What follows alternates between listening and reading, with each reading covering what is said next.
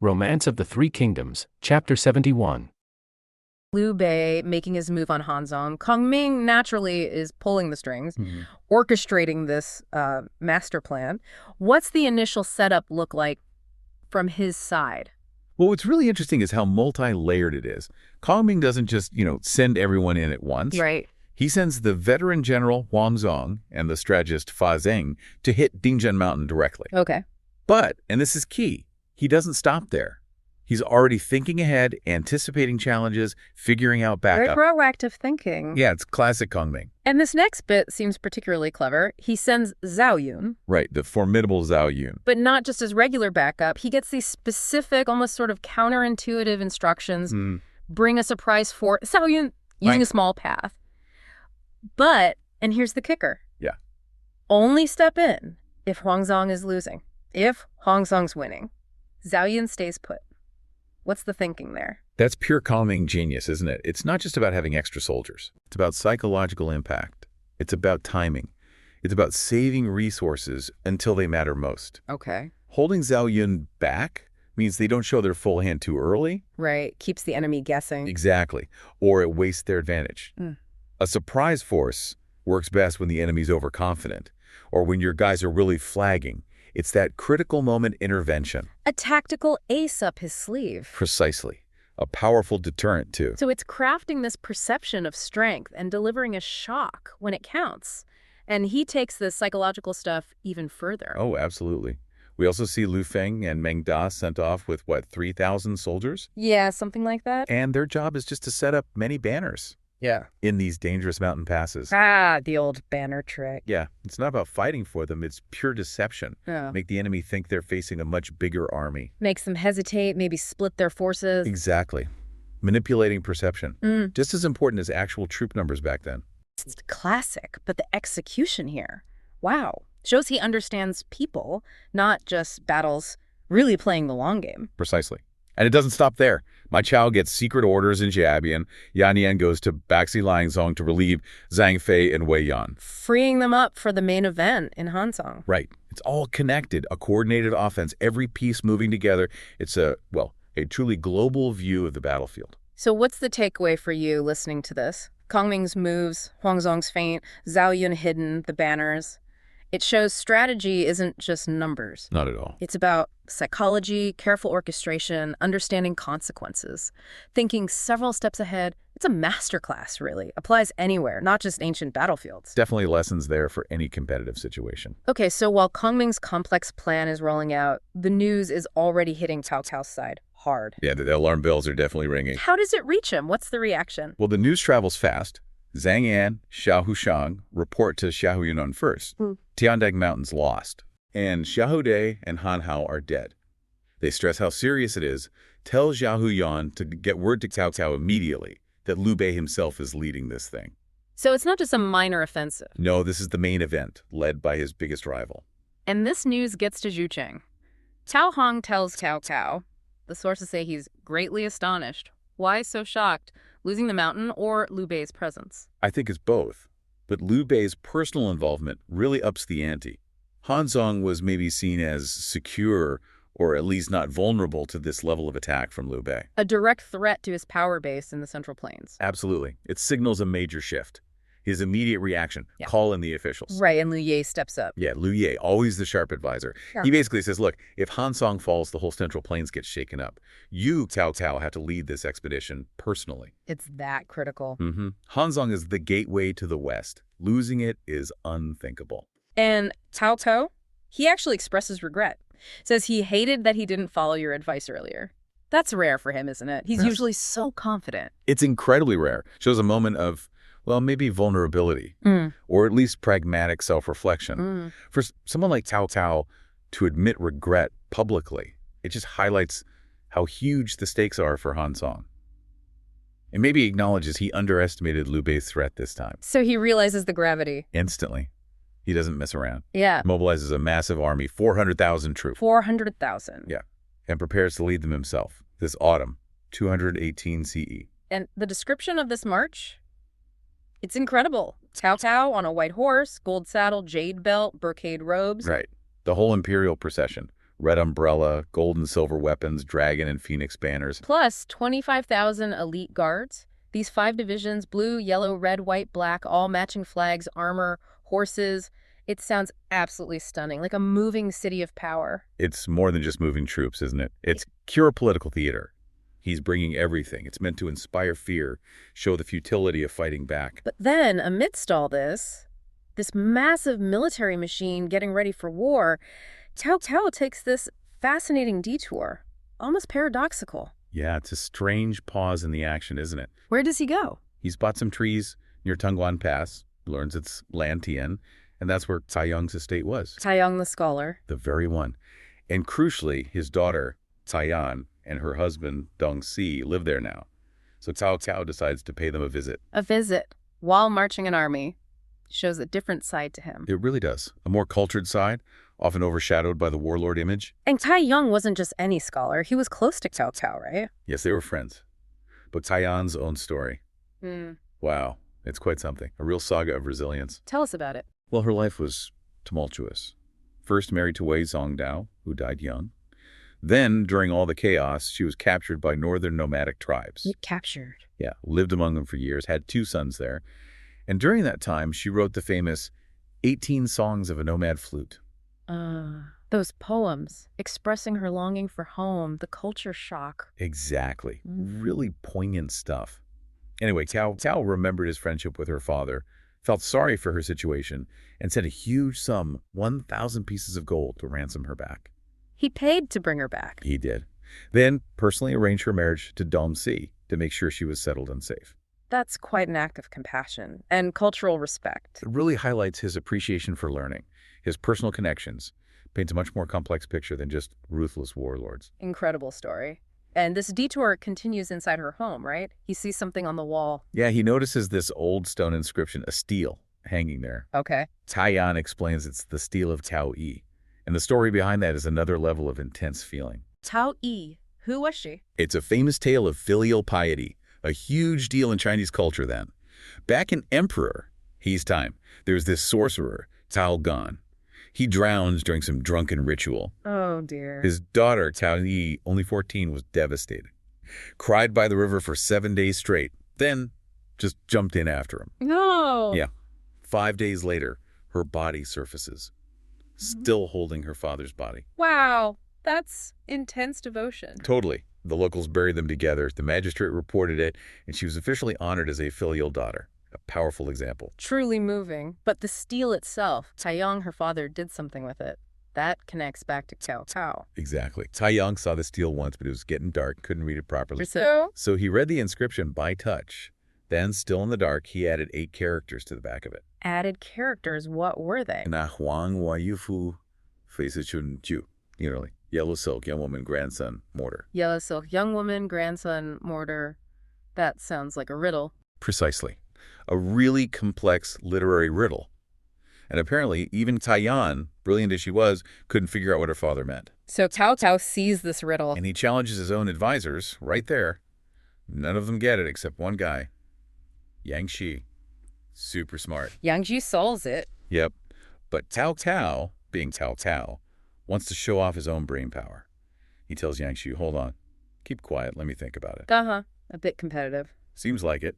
A moment of intellectual sparring right there amidst the war preparations. So does Cao Cao get it? Apparently. The story goes they travel just maybe a mile or so down the road, and bam, it hits him. Ah. He calls Yang Shu over, asks for his explanation.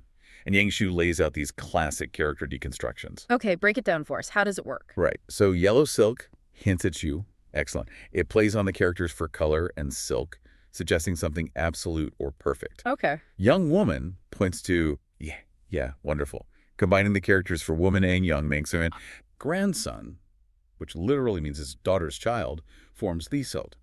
That character is made of woman and child. Clever. And the last one, the mortar. Mortar, specifically one for pungent stuff like garlic or spices, hints at C-word say.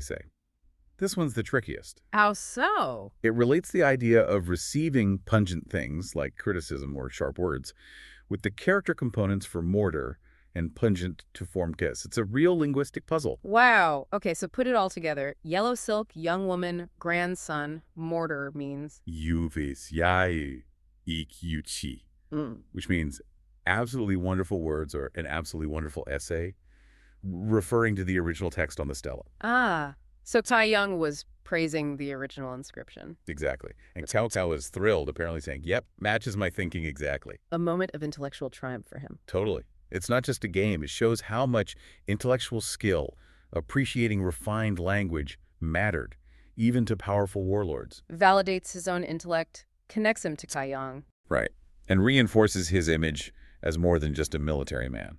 It's a reminder that brilliance took many forms back then. Fascinating detour. Okay, but we need to get back to the war. Right. Reality bites. Tao's massive army finally reaches Nanchang. The pieces are moving. What's the situation report? Cao Hong updates him, tells him about Zhang, his earlier struggles in the campaign. And Tao's reaction? Is he angry? Surprisingly, no. He's very pragmatic. He basically absolves Zhang. He's saying, victory and defeat are common in warfare. Huh. That is understanding, especially from Cao. It is. Shows a different side again, doesn't it? He understands the realities of command, maybe. Blaming generals for every loss isn't productive. Need them to take risks, perhaps? Could be. Anyway, Cao Hong also reports that Huangzong is hitting Dingjun Mountain hard. Jiahou Yuan. Cao's trusted general. Right. He's holding his ground, waiting for Cao Cao to arrive before making a big move. But Cao doesn't like that. Waiting. Hates it. He sees it as weakness. Shows cowardice, he says, Yunsho. Real failure of initiative in his eyes. That seems harsh, especially after being pragmatic about Zhang. He's defeat. What's changed? It's a contradiction, maybe. Huh. Or maybe he forgives defeat after bold action, but not inaction when the moment seems right. He demands daring. But then Liang steps in again. The voice of caution. What does he say this time? He reminds Cao Cao about Shou Yuan's personality. Calls him too rigid. Basically, he's worried Shou Yuan's stubbornness and maybe his pride will make him walk right into a trap. Fengming's known for traps. Right. Aggression versus caution. The classic dilemma. Exactly. Balancing the need for action with the general's temperament. Oh, so Cao. He wanted action, but Liu Ye warns him. What does he do? Sends a direct order. No, he does something subtler. He sends Xiao Yuan a personal letter. A letter, not just a command. A psychological nudge. Precisely. It's cleverly worded. It gently reminds Xiao Yuan that a good general needs both firmness and flexibility, not just brute force. But then he adds the pressure. Says he's come all the way to Nanchang just to see Xiao Yuan's excellent talent in action and hopes he won't disgrace that reputation. So it's not an order to attack, but it's definitely pushing him. Don't disappoint me. Exactly. An encouragement wrapped in a challenge. Yeah. Masterful manipulation, really. And how does Xiao Yuan take it? He's overjoyed. Overjoyed, not cautious. Nope. He completely misreads the subtlety, or maybe just hears what he wants to hear. He sees it as a green light to go for glory. Oh, dear. He immediately tells Zhang He, right, I'm going to capture Huangzong and prove my worth. And Zhang He, the cautious one. Zhang, he advises strongly against it. Points out Huangzong is tough and smart, plus he has Fa Zhang helping him. Recommends firm defense, especially with the tricky mountain terrain. Sound advice. Very sound. But Shou Yuan brushes it off. Glory calls. He tells Zhang He, you just defend, I'm going out to fight. Pride before a fall, maybe. Looks like it. He then sets up his own plan, sends Xiao Sheng out to lure the enemy. A trap within a trap. Seems so. With specific orders for Xiao Sheng. Only lose, not win, Jia. Make the retreat look convincing. He thinks he's got a clever plan. Classic luring tactic. But the dangers. Huge dangers. He's underestimating Kongming. This standoff at Dingjun Mountain Pass. How does the action actually start? Well, it begins with Huangzong and Fa Zhang. They're Liu Bei's guys facing off against Xiahou Yuan, who's holding the pass for Cao Cao. Right. And Xiahou Yuan is dug in deep. He knows the terrain. He's not coming out easily. So a bit of a stalemate initially. Kind of, until Xiahou Shang, who's a relative of Xiahou Yuan, he decides to come down and challenge. Okay, breaking the deadlock. Sorta. And on Liu Bei's side, Huangzong's subordinate, Chen Shi, he eagerly volunteers to go fight him. Maybe a bit too eager. That's putting it mildly. This is where the first bit of cunning really comes into play. Xiahou Shang fights a bit, then he feigns defeat. The old fake retreat. Exactly. And Chen Shi, well, he falls for it hook, line, and sinker. He pursues. Oh, dear. Yeah, straight into a trap. Suddenly, there are falling logs and stones raining down, blocking his escape route. Ooh. And before Chen Shi can really react, Xiao Yuan himself pops out and captures him. Just like that. Wow. Swift. That's a big early blow for Liu Bei. Definitely. It's a classic example, really, of, overconfidence meeting a well-laid trap. Poor reconnaissance, maybe. Not respecting the enemy's position. It highlights those dangers, for sure. So Chen Shi's captured. How does Fa Zheng, Liu Bei's strategist, respond to this? This is where Fa Zheng really shows his value. No panic. Instead, he gives this incredibly sharp assessment of their main opponent, Xiao Yuan. What does he say? He tells Hong Zhang, look, Xiao Yuan is impetuous, brave, but lacks strategy. Brave but reckless. Pretty much. Brave but predictable, maybe. And that psychological insight, that becomes the absolute key to Fa Zheng's whole counterplan. So understanding the enemy commander's personality is crucial. It's everything sometimes. Strategy isn't just about numbers, it's about minds. Okay, so based on Xiao Yuan being impetuous, what's the plan Fa Zheng comes up with? He proposes the Xia strategy. It translates roughly to countering the guest with the host. Countering the guest with the host. What does that mean in practice? Well, instead of staying defensive, waiting for Xiao Yuan, Fa Zheng says Hong Zhang should go on the offensive. But not in a reckless way. Right. He advises Huan Zhang to excite and encourage the troops. Big morale boost. Give them rewards, all available goods. Get them fired up. Okay, motivated troops. Then what? Then advance slowly, methodically. Advance step by step, making camp as they go. Ooh. So it's a slow, deliberate pressure. Exactly. The goal isn't a big, risky assault. It's to lure Xiao Yuan out, make him impatient, make him attack them on ground they choose, then capture him. It's clever psychological warfare. Turning the tables, making the defender feel like they have to attack. But isn't advancing slowly like that also risky? Gives Xiao Yuan time. It's a calculated risk, yeah. Yeah. But Fa Zheng is betting on Xiao Yuan's known impatience. The slow advance, the visible troop morale. It's all designed to provoke him, To make him crack under the pressure. Right. And rewarding the troops ensures they're disciplined and loyal during the slow push. And Huan Zhang pulls it off. Yeah. Perfectly. His troops are psyched. There are cheers throughout the valley, saying they're ready to fight to the death. And he starts that slow, methodical advance, building camps as he goes. So how does this look from Xiao Yuan's side? What's the reaction in his camp?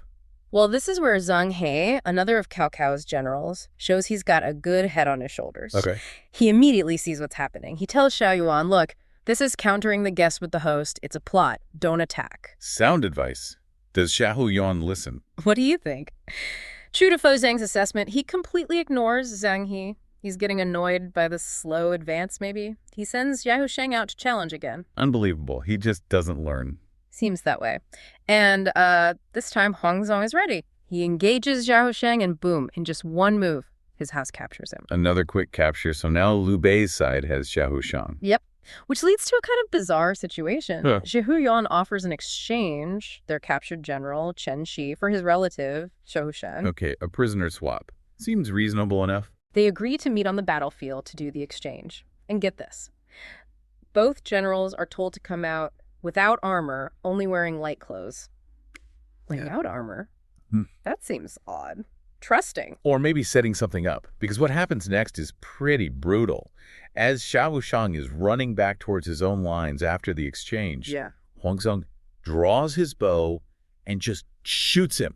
Shoots him in the back with an arrow. During a truce. A prisoner exchange. Exactly. Raw, ruthless pragmatism. Xiahou Shang makes it back, but he's wounded. There are no real rules when survival's on the line, it seems. I can only imagine how Xiahou Yuan reacted to that. Furious doesn't even cover it. He charges Huang Zhong immediately. They fight hard for over 20 rounds. A proper duel. Yeah. But then suddenly the gongs sound in the Cao camp, the signal for retreat. Retreat. Why? Was Xiahou Yuan losing? He's confused too. He pulls back. His officers tell him they saw Shu army flags in several places in the mountain hollow, and they feared an ambush. So maybe Fa Zheng had another trick up his sleeve. Or just the fear of one. It's not entirely clear if the flags were real or just a perception, but the effect is the same. Xiao Yuan, maybe for the first time, actually gets spooked. He believes this and entrenches. So he digs in again. Yeah? But Fa Jing won't let him just sit there, right? Not a chance. Xiao Yuan digging in just gives Fa Zheng another problem to solve. What's the next move then? Fa Zheng spots it. He points out this towering high mountain to the west of Dingjin Mountain. It's surrounded by perilous paths, right? But crucially, Yes. it overlooks the strengths and weaknesses of Dingjin Mountain.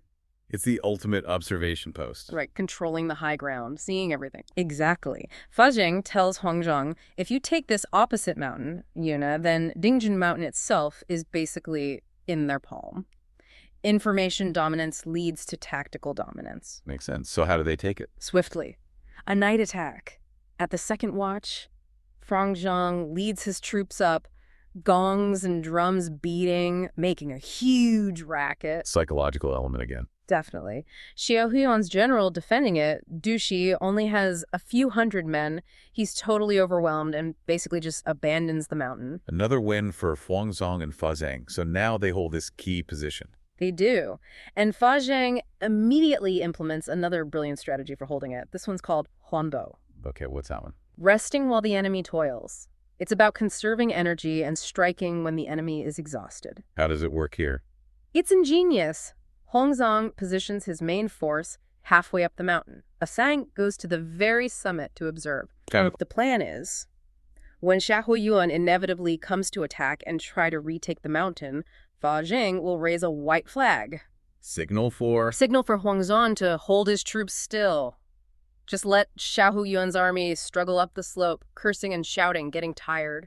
let them wear themselves out. Exactly. Only when Fa Zheng sees that the cow troops are weary and unprepared, chaff totally exhausted and probably letting their guard down.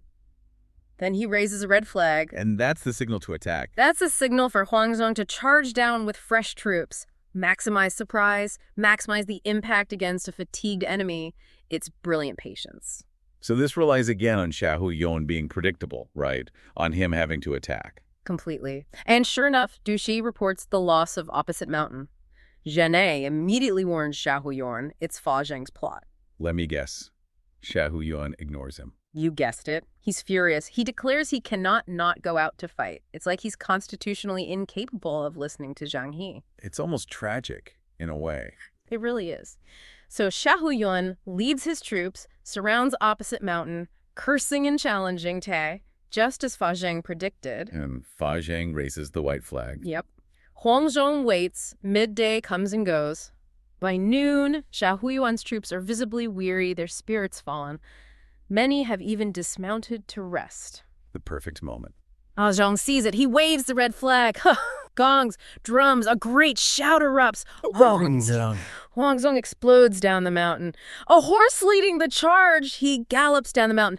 The description is like heaven shattering and earth collapsing. Just pure momentum and fury. Xiahou Yuan must have been completely shocked. Totally off guard. Huangzong charges straight for his banner, lets up this incredible roar like thunder. Wow. And with his precious blade, he cuts Xiahou Yuan down, cuts Xiahou Yuan head and shoulder into two sections. Oh, goodness. A brutal, decisive end. Absolutely legendary. There's even a poem praising Huangzong for this. I'll read it. Okay, it goes. Cao River saying, like, hoo, he says he's this. That's powerful. Captures his image as this, like, fearsome old warrior. Exactly. Gray-haired, facing a great enemy, white-headed, displaying divine might. It talks about his archery, his blade work, his tiger's roar, his dragon-like horse, all celebrating his immense contribution. He might be old, but he's still terrifyingly effective.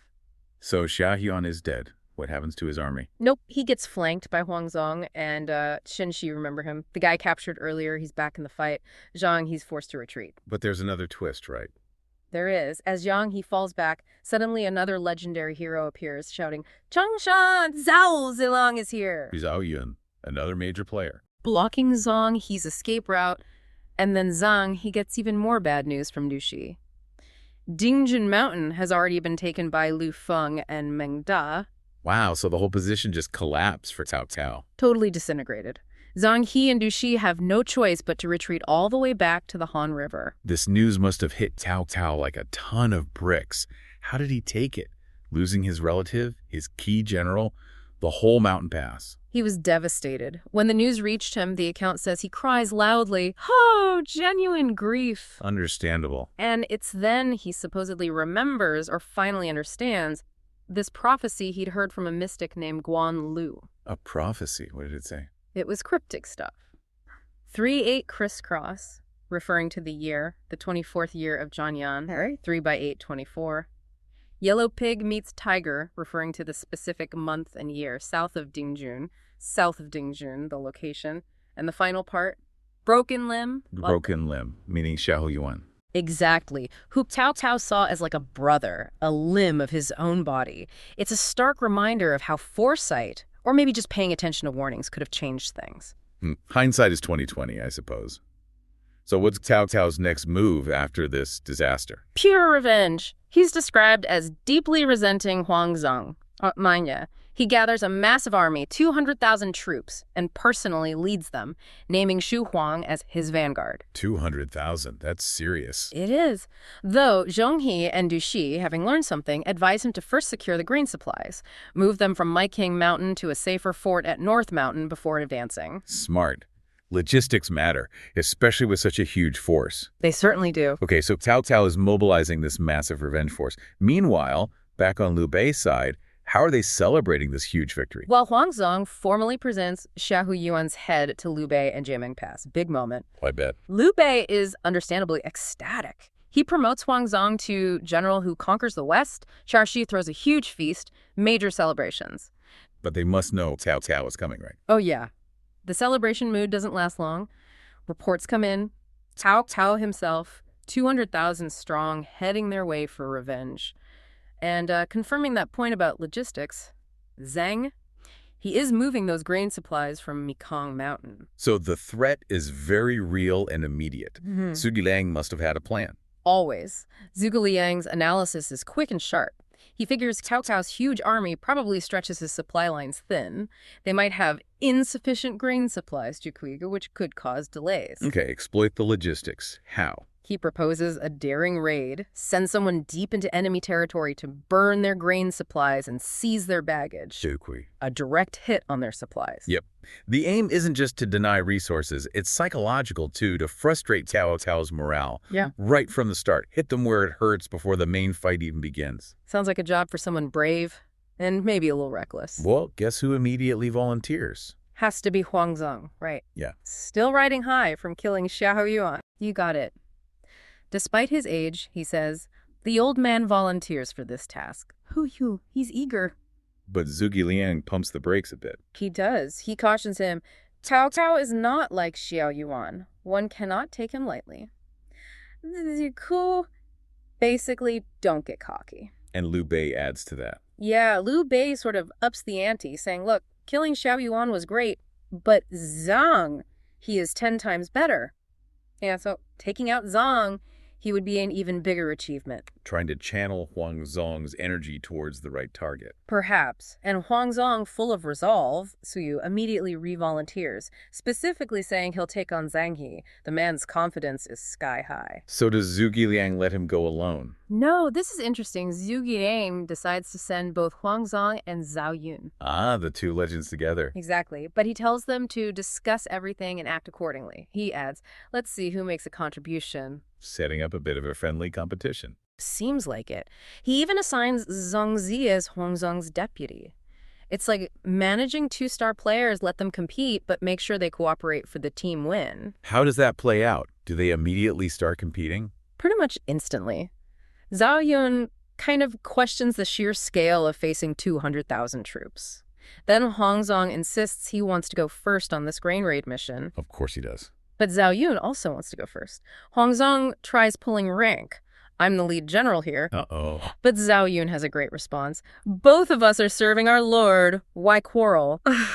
Essentially, we're on the same team. Let's not fight about this. Sensible. How do they resolve it? Very pragmatically, they decide to draw lots. Leave it to chance. Who wins? Huangzong draws the lot to go first. Okay, so he gets his wish. What's Zhao Yun's role then? Zhao Yun agrees to support him, but he sets clear conditions. This shows really good planning. They agree on a deadline. Noon. Noon. Yeah. If Huang Zhang is back by noon, mission successful or not, Zhao Yun stays put. But if Huang Zhang isn't back by noon, then Zhao Yun goes in. Zhao Yun will lead his army to reinforce. It's a clear backup plan, vital coordination. No one gets left behind, and there's a trigger for action. That's smart. Covers the bases. Definitely. And Zhao Yun's own preparations back this up. He goes back to his camp, which is positioned near the dangerous terrain of the Han River. Okay. And he gives strict orders to his subordinate, Zhang Yi. Guard the stockade carefully.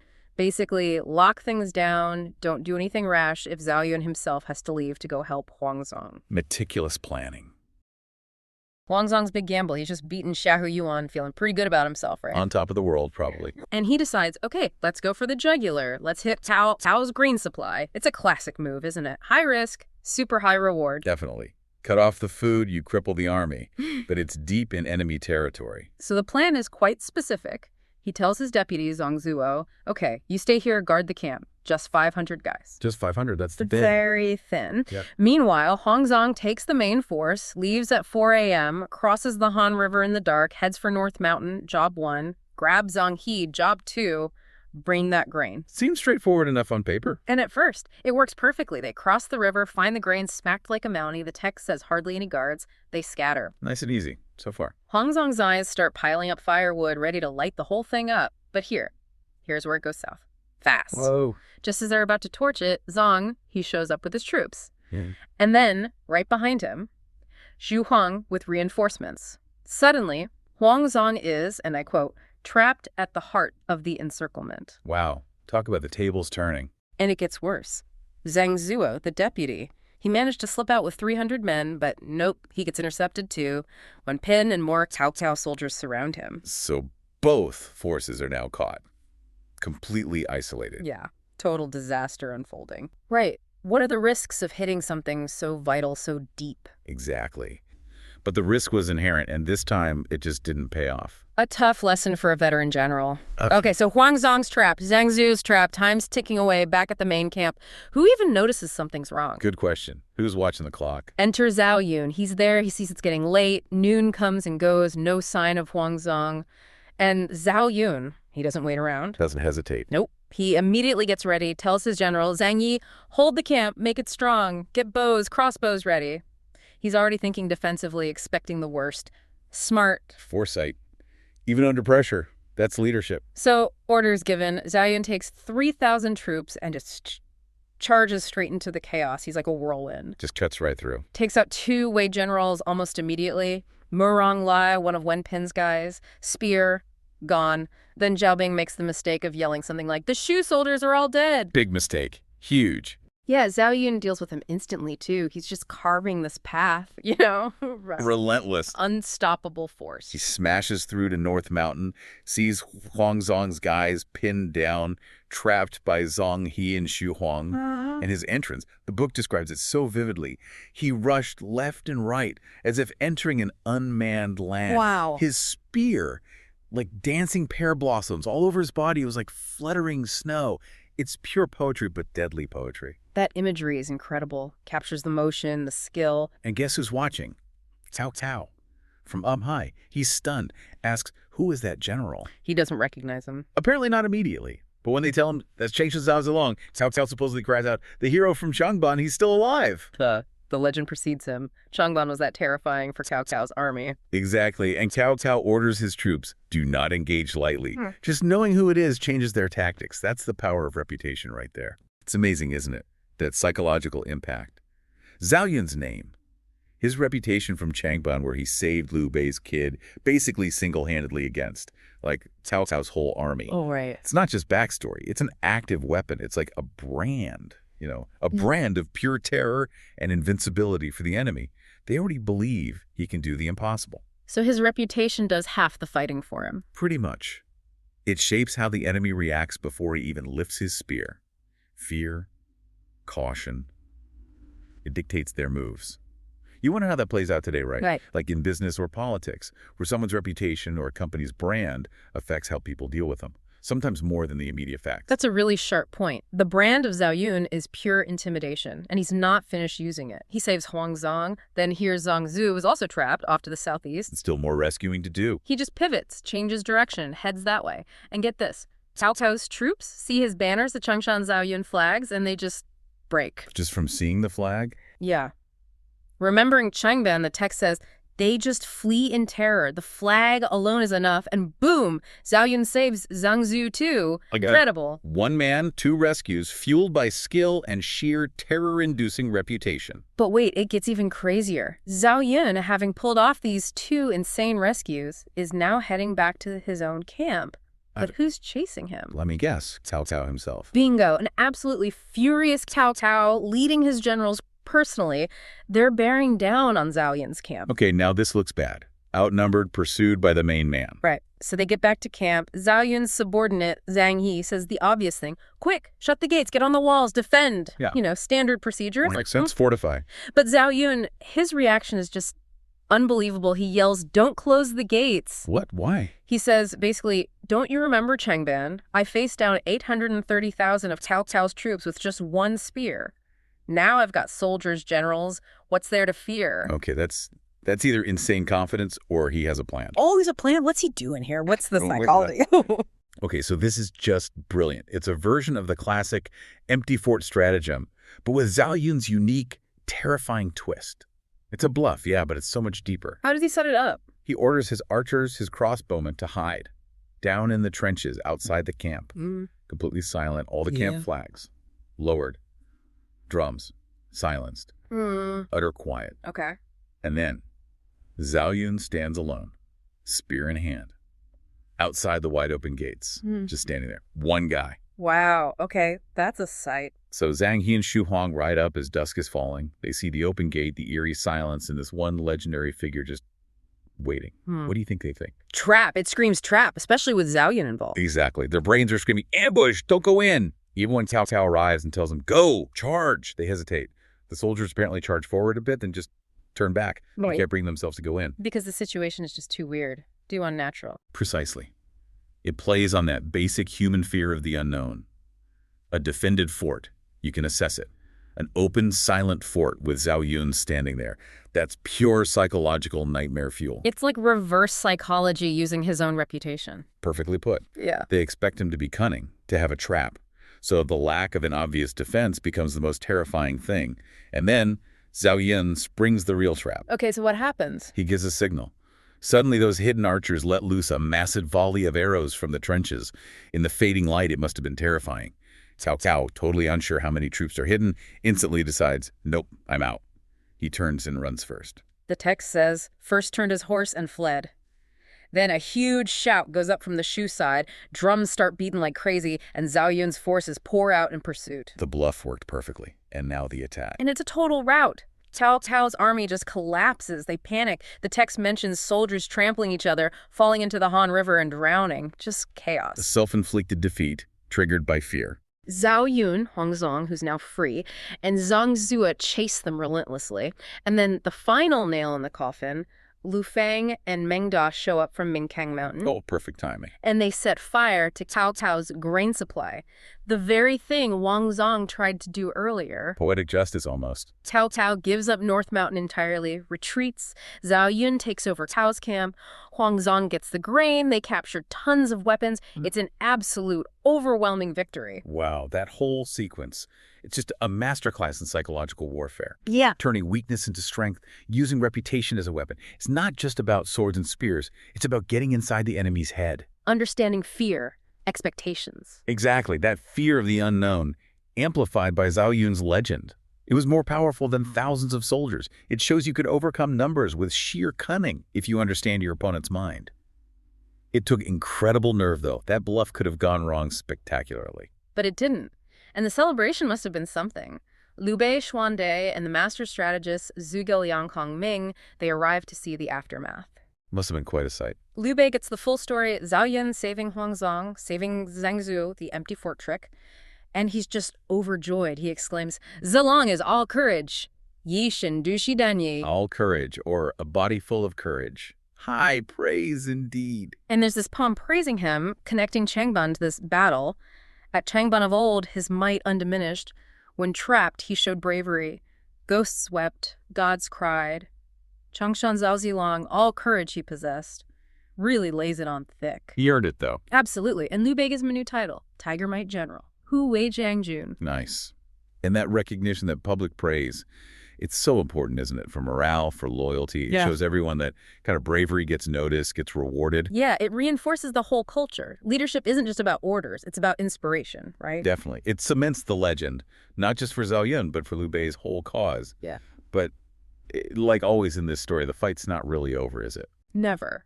We find out Cao Cao, even after that disaster, is already sending another army back to retake the Han River. Liu Bei's feeling confident, though. Ready for them. Always regrouping, always coming back. The persistence is incredible on all sides. And this next move by Cao Cao leads us to that other lesson you mentioned earlier, the danger of misusing history. He sends Zhu Huang again as vanguard. But joining him is a guy named Wang Ping. Used to be a Yamen general, like a gate commander. The key thing is he knows the local area really well. Seems smart. Local knowledge is always valuable. Good move by Cao Cao, adding him. So Zhuang gets there, and he's got this plan. We're crossing the river. We'll fight with our backs to it, like Han Xin did. He's referencing a famous historical victory, the whole fight to the death because there's no retreat idea. The backs to the river strategy. Famous, yes. Also famously risky. Exactly. And Wang Ping, the local guy, speaks up. He says, basically, hold on. Han Xin used that trick against an unwise enemy. Are you sure Zhao Yun and Huang Zong are going to fall for that? Can you really predict what they'll do? Ooh, good point. Crucial point. Context matters. But Xu Huang, he totally dismisses him. He's locked onto that historical precedent, tells Wang Ping, you take the slow infantry, I'm taking the cavalry across. Doesn't want to hear the caution. And right there, that's the trap, isn't it?